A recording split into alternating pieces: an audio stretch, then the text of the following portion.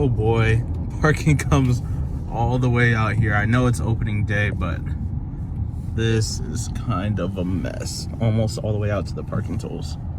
This is gonna be fun. What is going on, guys? My name is Will, but you can call me Tate, and I was actually in Denver, Colorado earlier today. Just got off a plane about a couple hours ago. But you guys, if you've been with me a long time, know that I could not miss Kings Island opening day. What did I miss the most? Coney barbecue pulled pork sandwich. So we're definitely gonna grab one of those. But real quickly, I just wanna say there are some serious health things that I have going on that I'm trying to get under control that will prevent me from doing most of the rides here this season. So this will basically be just like last year's opening day video, if you saw that. We're gonna go around, take a look at everything's new, and just go back and see the park. Love seeing it, so here we are. Also, if you've been watching me for a while, you will know that I normally park in 21, 19, or 23, so it's a very, very busy day today. So first things first, this sign says Adventure Port does not open till the summer, so I actually didn't know that, so we'll check out the construction of that, see what's going on. And we've got, of course, the showcase of the two rides that we're getting. One that looks like the Spinning Barrels ride, and then another looks like, the newer gen version of the Huss Enterprise, but I don't think it's the same company at all. So yeah, let's go ahead and get into the park. Of course, we all want this entrance to be redone, but we can't all be Carowinds or Cedar Point. But my one problem with Carowinds is that it looks beautiful on the outside, but as soon as you come in, their main entranceway really doesn't have anything. So I think that this entrance actually does a good job of, creating a stronger immersion when you walk through and see International Street.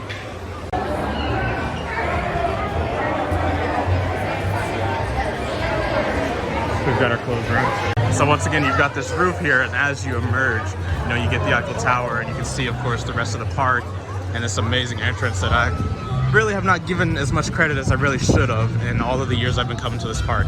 Really an amazing entrance. Looks like the fountains are not on for whatever reason that is, but what I think we'll do is go right, we'll take a look at Diamondback's paint job, and then we will hang around and check out the construction of Adventure Port. So one of the things that was announced for Cedar Point and Kings Island is what you see right in front of me. This used to be Chick-fil-A, and now we've got Tom and Chia's. I think that contract ran out. I'm just wondering when the Fisher Homes contract is gonna run out, because having an advertisement for a house, I feel like is very weird in an amusement park. It's really amazing to be sitting here looking at what I used to call the Little Bill coaster, as that's what it used to be named.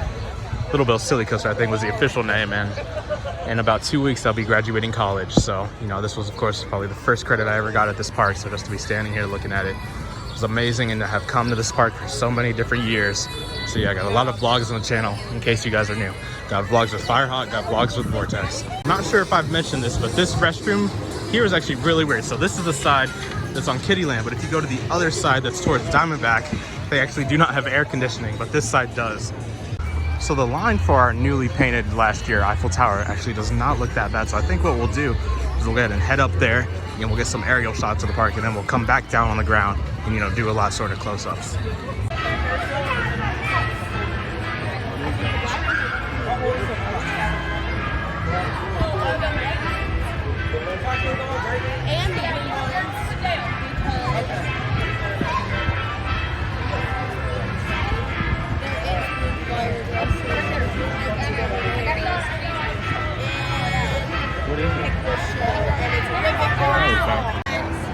I could have had a blue boxes, but no.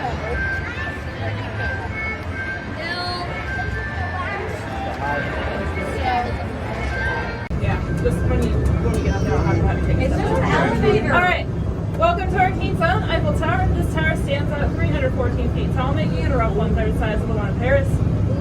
I'm currently taking you up to our 265-foot platform.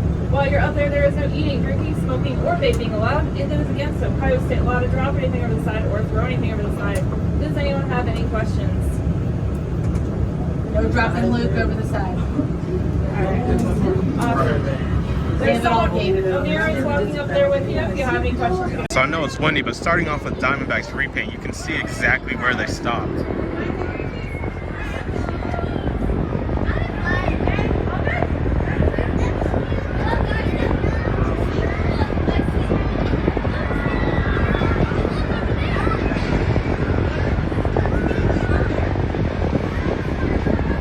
So definitely a lot more repaint work there as I'm sitting here looking at it. I think that whole back section really has not been repainted yet, which isn't a problem. Let's look at this queue real quick.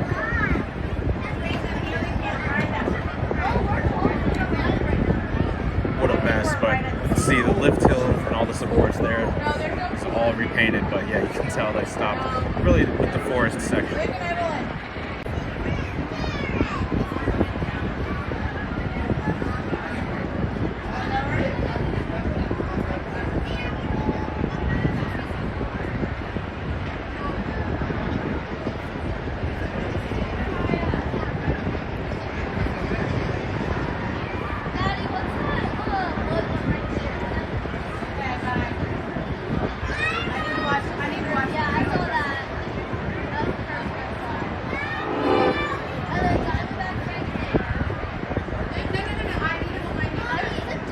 Feel this thing swaying again today.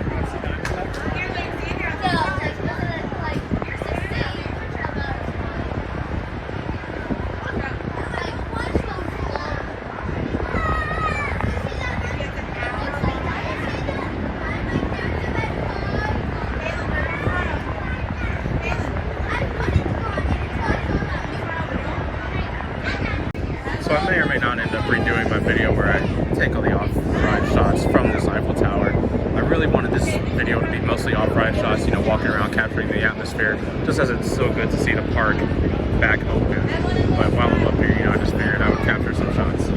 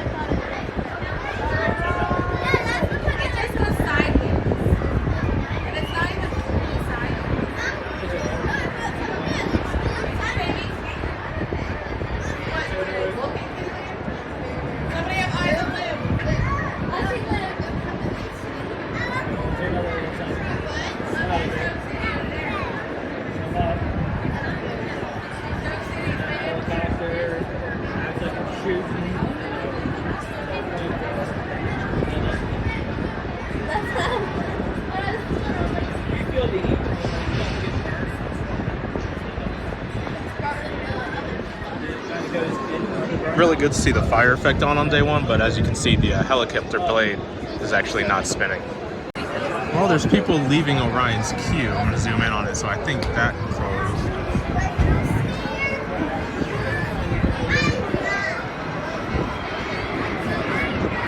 See all those people heading out of the queue. Of course, I really hope that I can get back on Orion here at some point, especially because during Carowinds Winterfest, I was able to do Fury.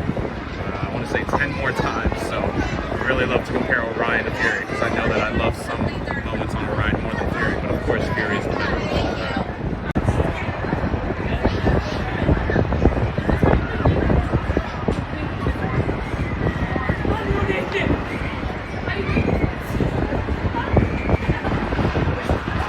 So here I'll zoom in a little bit into the new area. You can see where the two rides are going.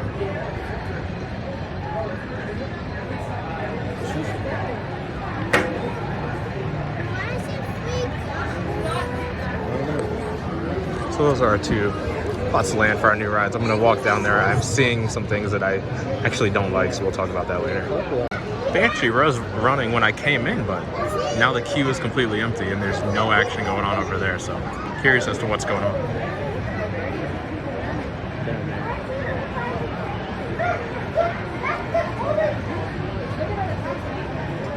Oh, now we got a test train, it looks like, at least.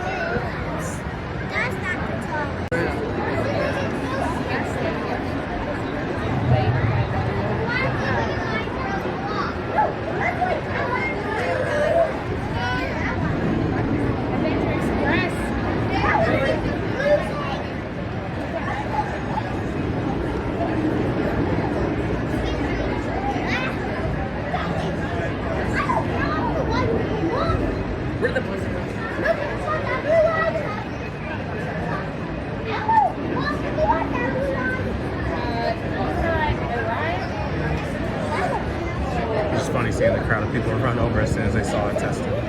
Fortunately, we got two rides over here closed, and one was freshly repainted last year, so it's really been sad to see Drop Zone, which is what I still call it because that was its original name, but it's really sad to see Drop Tower closed looking in its fresh paint, but hopefully they get the bat open as well. It's a really old arrow.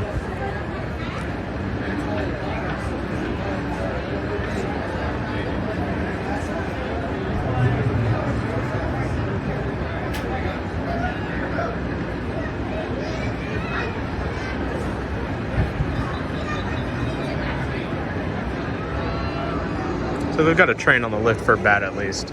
But also for those of you that know what happened to Drop Zone, it's kind of funny, but just really hoping we can get it back open.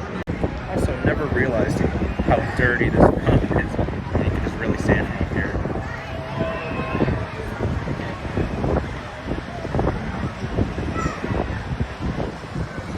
Filthy.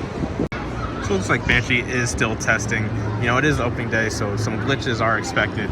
There's only a few major rides that are closed, and really just walking back and seeing all of these rides open is kind of just amazing. Having come from Winterfest and, you know, Carowinds Winterfest, which did have a lot of rides, but just coming back to your home park, seeing all the rides running is just an amazing feeling. But with that, I think we're actually going to head back downstairs.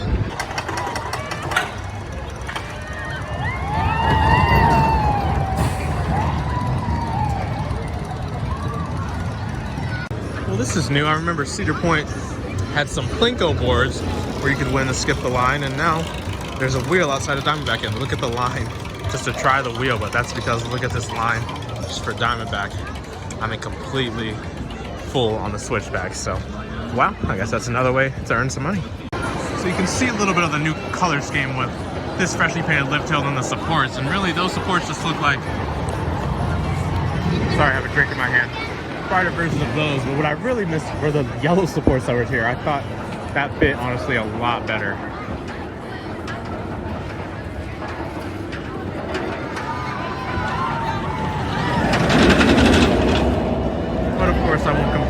I won't complain about a fresh paint job. I did like the yellow supports though. So here's a close-up of the area where you can tell that they stopped painting supports and the track.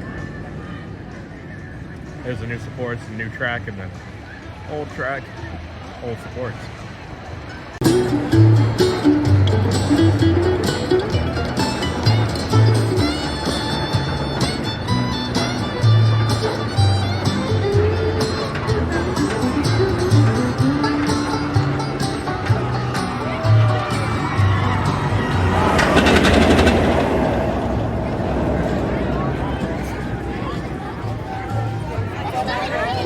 So I'm not trying to be funny.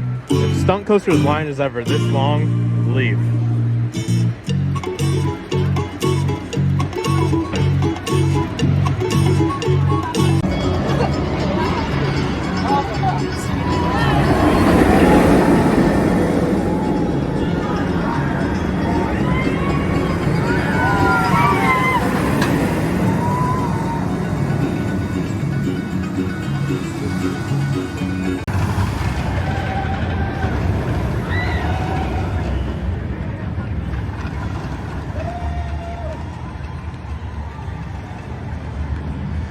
So Orion is actually closed, so that cuts a lot of my off-ride footage that I was gonna get. This Tower Gardens area, which was actually one of our newer areas that has all the Eiffel Towers that commemorate all of the rides, this area is closed as well, which is kind of interesting, but you can see the Eiffel Towers are back, and they did take those away for Winterfest.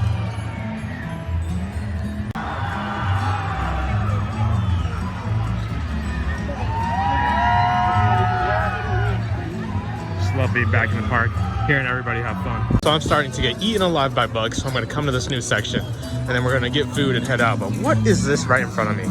This building was one of the cleaner looking buildings in the park, and it is their most reliable Coca-Cola freestyle place. And now they look like they painted it like it's a clown store. I mean, I am just being overly critical because I've come to this park since I was very young, but I definitely prefer the old color scheme. And this is vibrant. I can sort of get this, but yeah, I'm not sure about that. So I'm glad we got the views of these ride platforms from up top, because I'm looking through what looks like a peephole in these banners, but this is going to be the station for what I'm guessing is maybe that new Enterprise. I'm not sure. We're gonna look through this one and we can see the ride area for what I'm thinking is going to be the teacups, but are the barrels.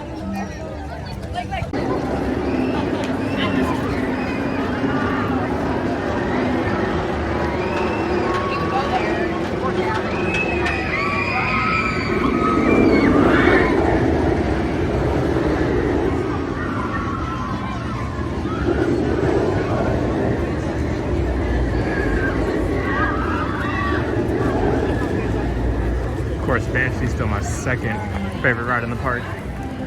just behind that blue thing over there that is closed, so I can't get any footage. So we've got Racer's Line right there, and I'm really getting annoyed by these bugs right now. So we're gonna hang a right and head to Coney Barbecue. And what's really sad is that I actually haven't had Coney Barbecue in a while, because one of the most tragic things I feel this park does is during Winterfest, they take away what is easily the best French fries in the entire park at Coney Barbecue and replaces them with sweet potato fries. So, of course, I don't come here during that, but they should be back to normal. And again, they have two styles of fries. They're both really good, but the original swirly ones, I've got a picture, I'll put it up there, but the original swirly ones are the best.